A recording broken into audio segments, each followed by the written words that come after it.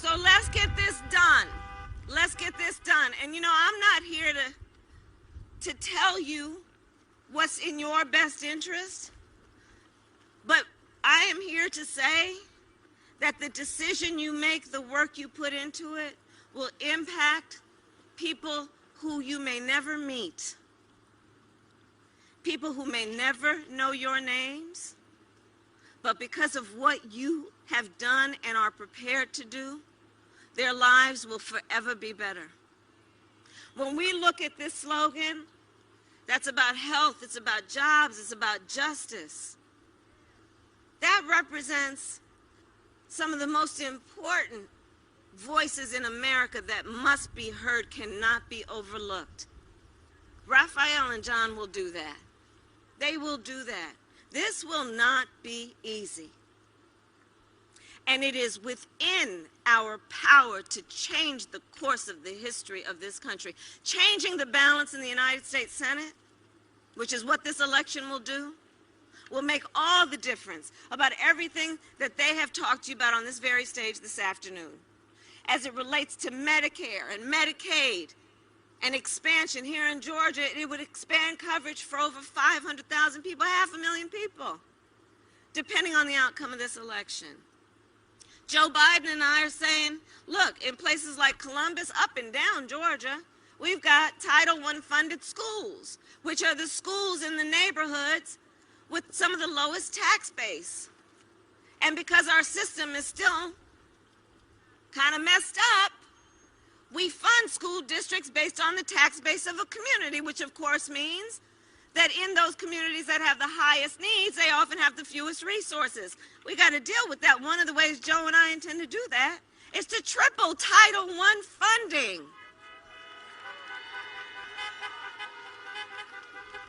But we need Raphael and John in the United States Senate to see that through.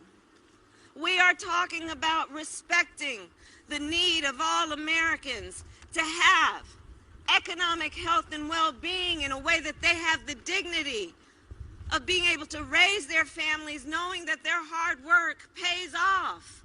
So Joe and I are talking about what we need to do to make sure that folks who are first-time home buyers get a $15,000 tax credit to be able to put a down payment or closing costs to buy a home. But we need the support and the votes to do that. We're talking about how we've got to support our small businesses. You know, here in Georgia, our small businesses, our black-owned businesses, are part of the economic lifeblood of our community. And they're closing. Part of how we got to get dealing with this moving forward is we need to make sure that our small businesses, with an emphasis on our minority-owned businesses, have access to capital. So Joe and I have got a plan for that. We need the votes in the Senate. We need Raphael and John there.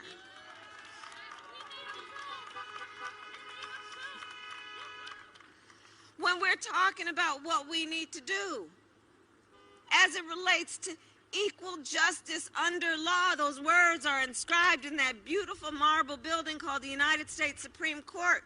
It's an ideal that we know we will always fight for and have not yet reached. And so we need to have folks who understand the importance of reforming our criminal justice system, reforming policing, doing what must be done to say, let us ban chokeholds and carotid holes. George Floyd would be alive today. Let us have a national standard for use of force. Let us require that as a nation we run our laws in a way that take into account the real history of America and do what is necessary to right what has been wrong. To do that, we will need the legislation to be passed. We will need John and Raphael in the United States Senate. These are the things that are at stake. And so I traveled here. I got to go back. I'm voting on that COVID package tonight in D.C., but I, of course, and I will be voting for it. But I wanted to come and visit with you before Christmas, to ask that among the things that you plan to do for Christmas, we all have our traditions. So many of us, our traditions have been changed because of the virus and what we need to do to be safe. But in the spirit of this season, in the spirit of the celebration of a birth that taught us that it is within the power of an individual to leave this world better than we found it, let us use these days leading up to January 5th in the spirit of all that is good and right to make sure everyone we know understands their power, that they understand what is at stake. And my final point is this. 2020, you know, we got all kinds of words for it, most of which we should not say in front of children.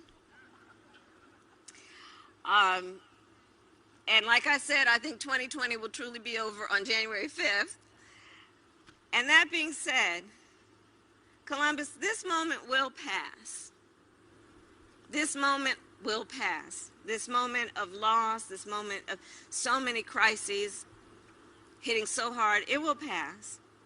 And years from now, our children, our grandchildren, and others will look in our eyes, each one of us.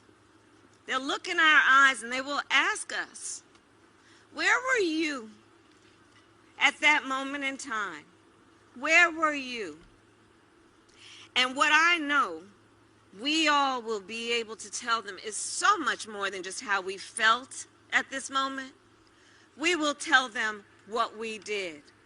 We will tell them we were hanging out at Bib Mill, that we were hanging out with John and Raphael. Kamala came and paid us a visit.